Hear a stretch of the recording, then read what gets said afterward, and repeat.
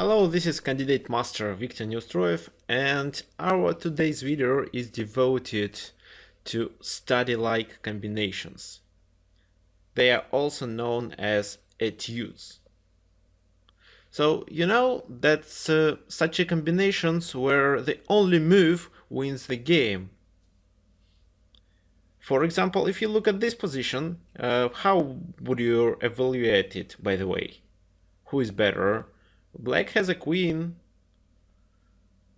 but white has a rook and a knight and one pawn, so approximately equivalent. But if white plays correctly, there is only one move that lead to the victory in this position. If white makes this move, he wins. So, you know, study-like combinations, that's a kind of puzzles that is created by composers. It's very rare when they happen in real games.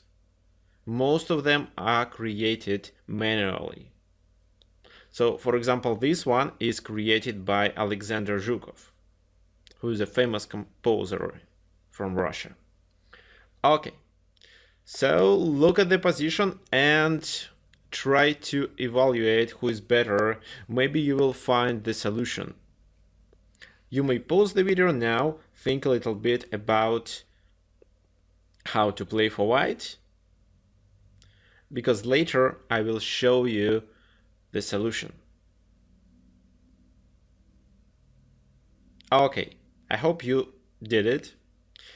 However, I really doubt, because even the computer, so I gave this puzzle for Stockfish and Commodore, of course they found the solution, but it took about 2-3 minutes to calculate the whole line. Okay, so now I'm gonna show you the solution, but before we proceed, I want you to pay attention to YouTube channel Chess Clinic, running by international master Javier Gil.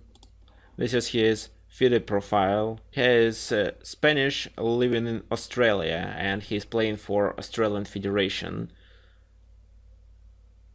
So his rating is over 2400. He's a real strong international master.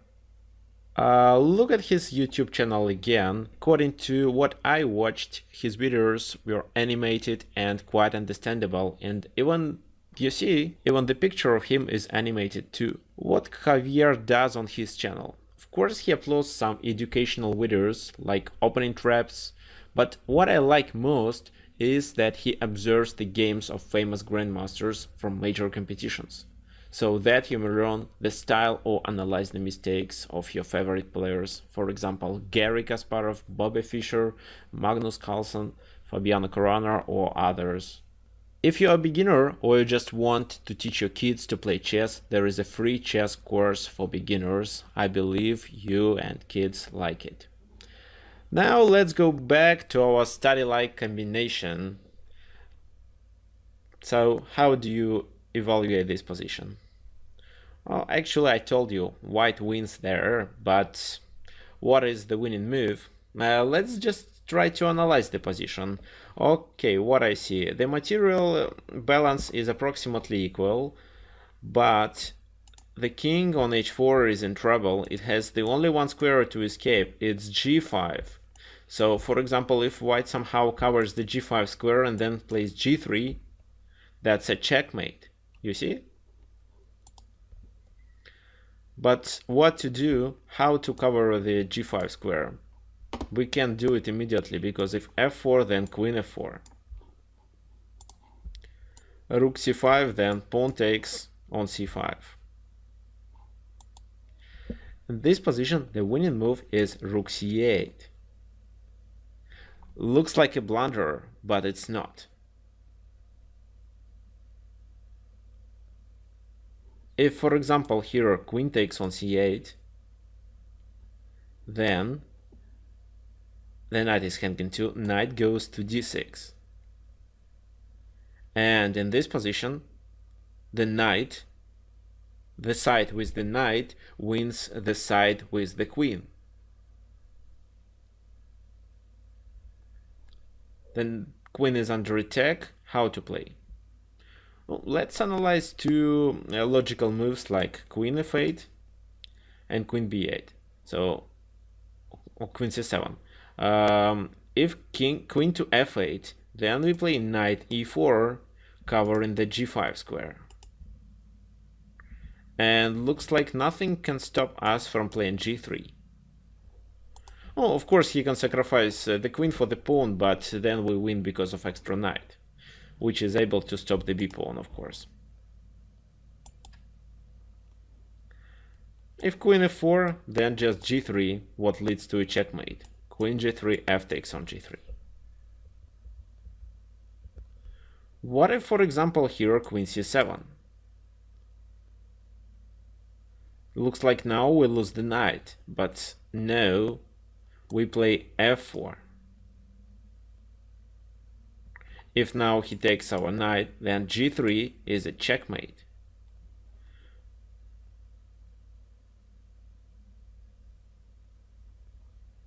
If, for example, queen g7, now to stop g3 move, then we play knight f5, checkmate, a fork and a checkmate. So, but he can play queen c2 to protect the f5 square and at the same time to pin the pawn. But then knight f5. The queen is overworked. It has to control the f5 square and it has to pin the pawn. So after knight f5, queen has to take, but then g3, checkmate. Let's go back.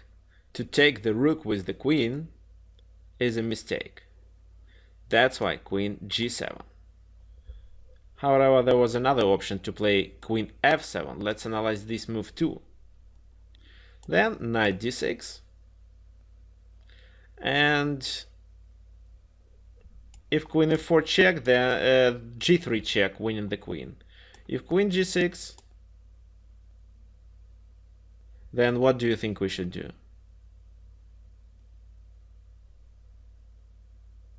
Remember, our task is to control the g5 square, so here we can play both rook g8 and knight e4.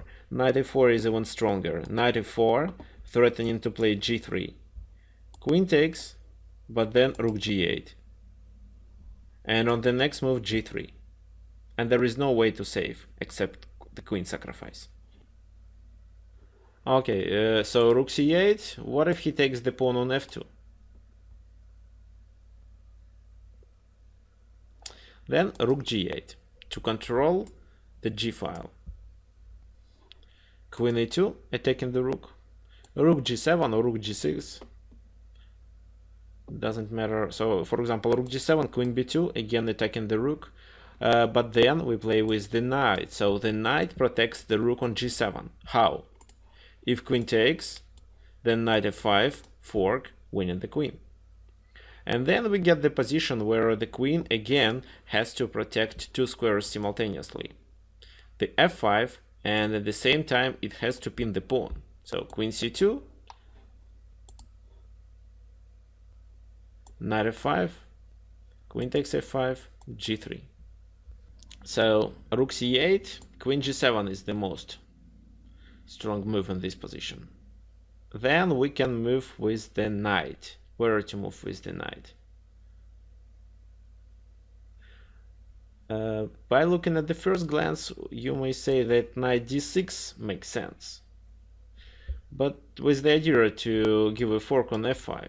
But after king g5, the king escapes, and I believe here black gets better chances to win. That's why knight d8.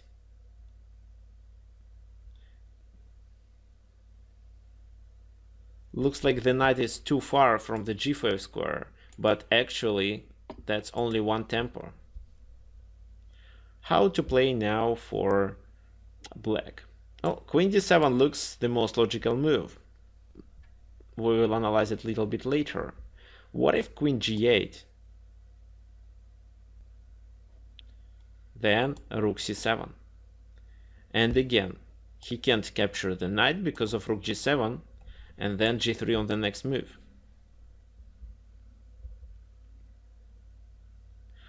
But what if king g5? So the king escapes. How to win here? What do you think? Again, if you want, you may pause the video right now and try to find how white wins in this position. Okay, let's continue. If so, then we play rook g7, sacrificing the rook. He has to take, otherwise he loses the queen. Queen g7, but after knight e6 he loses the queen anyway. For example, king g6, knight g7, king takes g7, and king g3.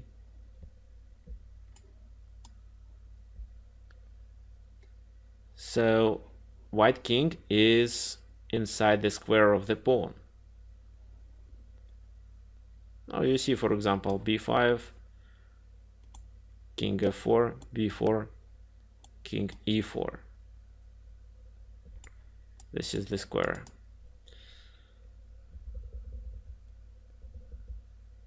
So black loses that position, of course. Okay, so let's go back. Queen g8 was already analyzed. What other moves? Of course, something like queen e5 doesn't work, because then g3, king g5, and knight f7 fork, winning the queen, of course. So after knight d8, we can analyze queen d7, the most strongest move. And the queen here attacks the knight and the rook. Looks like white loses a piece, but that's not true. Of course he loses, but anyway he wins. Rook c7.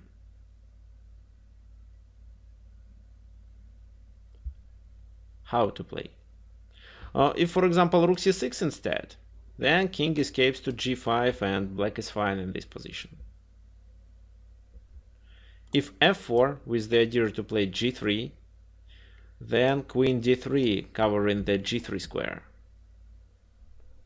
At the same time, black gets the idea queen g3, queen e1 with a perpetual check.